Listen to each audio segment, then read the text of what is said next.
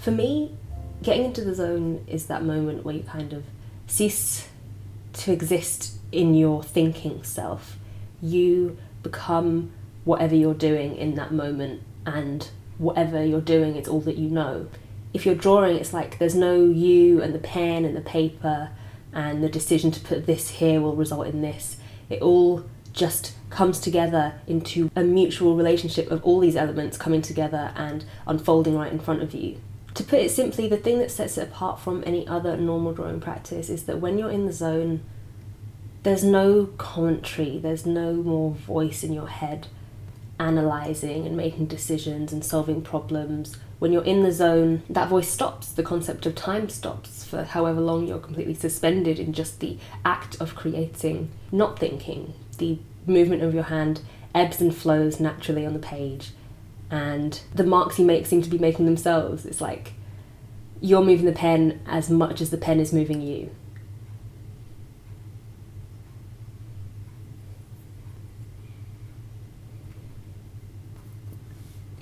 I'm painting a screenshot from The Magnificent Seven, by the way. One of you guys recommended it for its cinematography, so I thought I would give it a go. Definitely looks like a really good film. I thought I'd use this as an opportunity to test out my landscape painting skills.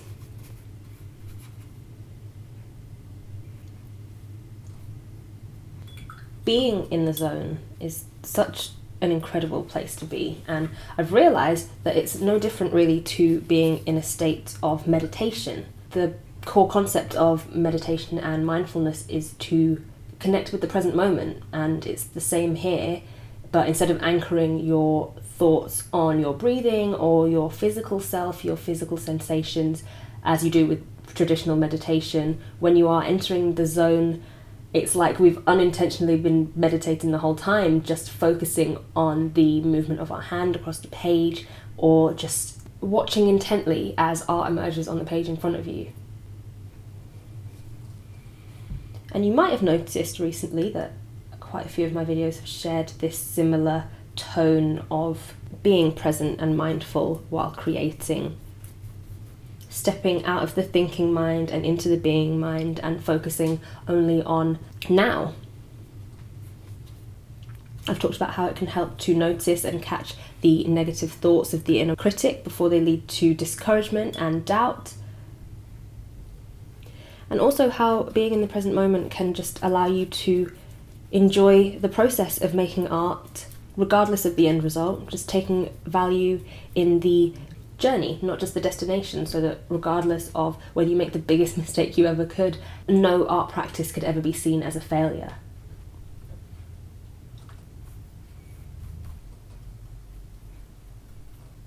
And I can't pretend that I made this connection myself of meditation and being in the zone being pretty much the same thing, even though it does seem quite obvious now.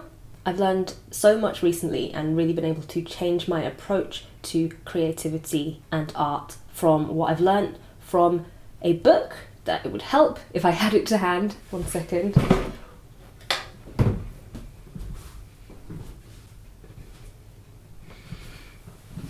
This is Mindfulness and the Art of Drawing by Wendy Ann Greenhalgh, who is a writer and artist with 20 plus years of mindfulness experience behind her, which she uses to teach people how to create freely, conquer their inner critic, enjoy art, and banish creative blocks.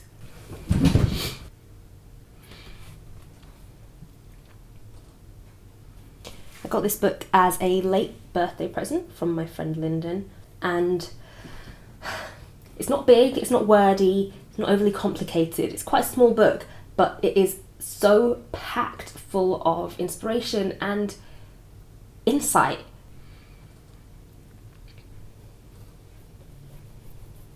Also, what I like, and what I find that a lot of books like this lack, is that it's not superficial or too out there and airy-fairy. It actually comes with a lot of practical exercises, at least one or two for each point that the author makes. And so rather than just reading it and thinking that's a good point and then just moving on with your day, you're encouraged and guided, sometimes even step by step, to take action and do something and put the things that you've learned into action. You know, not just take the author's word for it, but actually experience it for yourself.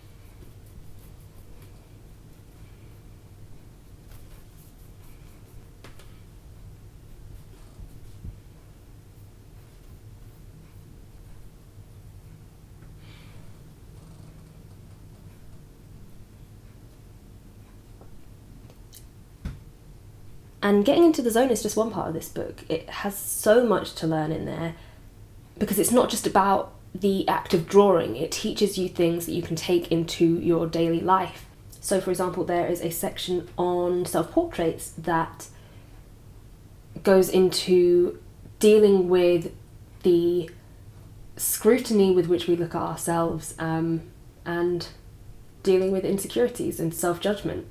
It teaches you how to look at the world through the eyes of an artist, see beauty and inspiration in the most ordinary and everyday things, and just travel through life with a new awareness to the things that are around you. Being able to travel through the world with your eyes open rather than trapped in your head, which is what I think most of us do most of the time.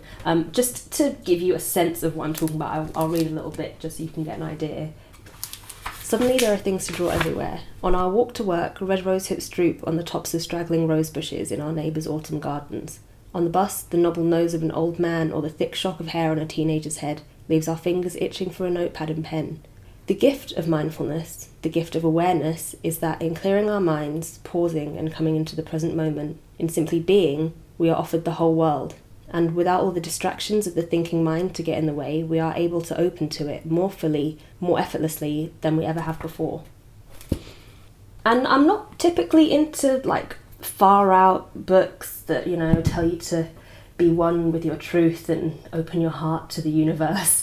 There's one book in particular that has come recommended a lot from a lot of people that I watch and listen to, a self-help book that you really hear about a lot, but honestly, I'm not going to name it, but I have never been so desperately underwhelmed by a book. I just find that some of these things can be quite superficial, because it's all well and good to tell me that I need to change my life, and these are the things you need to do to change your life, and how great your life will be once you've changed it. But you need to get into the nitty-gritty of how, for me anyway. And the most valuable how that I learned in this book was how to get into the zone. Although there are step-by-step instructions in here, it isn't a step-by-step instructional book. It gives you the tools and information that you might need to be able to take that forward into your own life and translate it however it will work for you. So I'm just going to give you some examples of how I've used it, how I've interpreted it, and how I fit it into my art and creative process. So to start with, I have to set my intention. I have to decide that I'm going to do a mindful drawing, because not every drawing practice is going to be a mindful one. There are times where I do have to be more critical. If I'm doing studies, for example, there are times where I just want to be open to the critical voice, the commentary, and the questions that I'm going to have to ask of myself while I'm doing a study. So I decide beforehand that the first drawing practice of my day will be a mindful one. That way, no matter how things go throughout the day creatively, I've at least had that moment to myself where I've been able to enjoy the process of creating art, and I'll have that always to look back on as a success for the day. Now, the key thing about the zone is, just to put it simply, keeping your attention on the process of what you're doing. Don't know if that was the simplest way to put it. Basically, if you're thinking about what you are going to have for lunch later, as I said in the inner critic video, notice it and being able to bring yourself back to the present moment. So it's just you, your page, the pen, no judgment, no commentary, good or bad, just an awareness of what's happening. And you might find, especially at the beginning, that your mind wanders a lot. You might find that every 10 seconds you are realising that you're not focusing on what you're doing and having to bring yourself back into the present moment. And that's fine. That's actually pretty good, because if you weren't being mindful, you wouldn't have been aware of the fact that your mind had wandered. So it's just a case of making sure to try your best to notice the mind wandering and bringing it back to centre. One really easy way to get a feel of having your mind anchored in the present moment is my favourite practice in the book, and that is to draw your hand with your eyes closed, which sounds a bit silly, and maybe if your approach to art isn't to explore and experiment and enjoy the ride, then maybe this isn't for you. But what I found when I tried this is that I really managed to connect with myself, my hand the feeling of my hand as it is in that moment.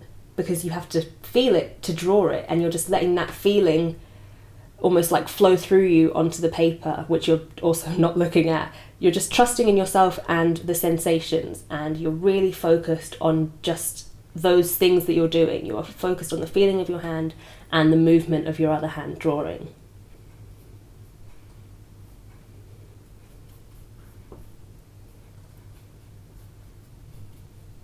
And once you have an idea for how that feels, you can start drawing with your eyes open and start not just seeing but really looking at what you're drawing, and being able to hold that attention on what you're drawing and not get lost in what you think it looks like or what you think it should look like, which I think we all do a lot when you are drawing from life and you realise that you haven't even looked at what you're supposed to be drawing for like 5 minutes because you've been caught up in creating the image of it that you think it has. So I have turned my first drawing of the day almost into its own ritual. I start by really carefully and intentionally choosing my tools, laying them out, and taking the time to reflect and really think about and feel grateful for the things I have and the process behind them being made, and each little thing that goes into allowing me to create. Then I'll start a present mindful drawing practice, and then I will finish off again with a reflection, just a moment to myself to thank myself for showing up, for getting something done. Regardless of how it turned out, I have achieved something, and it's important to recognise that every single time. All it really is a positive, valuable time with yourself. And all it boils down to is focus.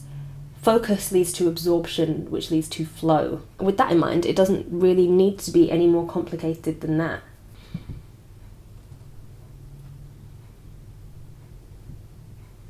You don't have to follow a routine thinking, which part do I do next? It isn't a step-by-step path to a meditative state. Just keep it simple and stay focused.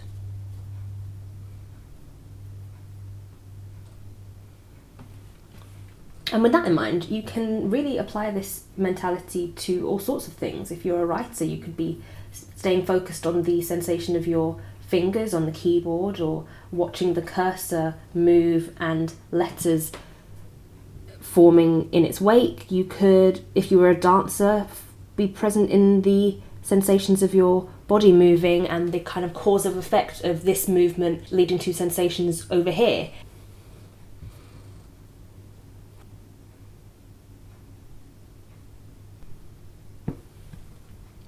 To finish, there are 6 kind of truths of mindfulness that apply, again, whether you're meditating or drawing or writing.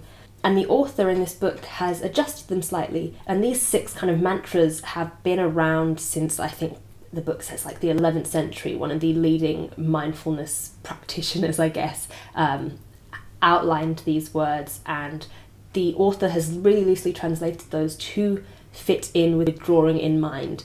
So instead of me going on about them, I will just read them, and they are: let go of how you drew yesterday, let go of the drawing you might do one day, really experience drawing as it is right now. Don't overthink it, don't force it, just relax, just draw. So if you take anything from this video, just let it be those 6 points. Write them down in the front page of your sketchbook and remind yourself every day of those key things.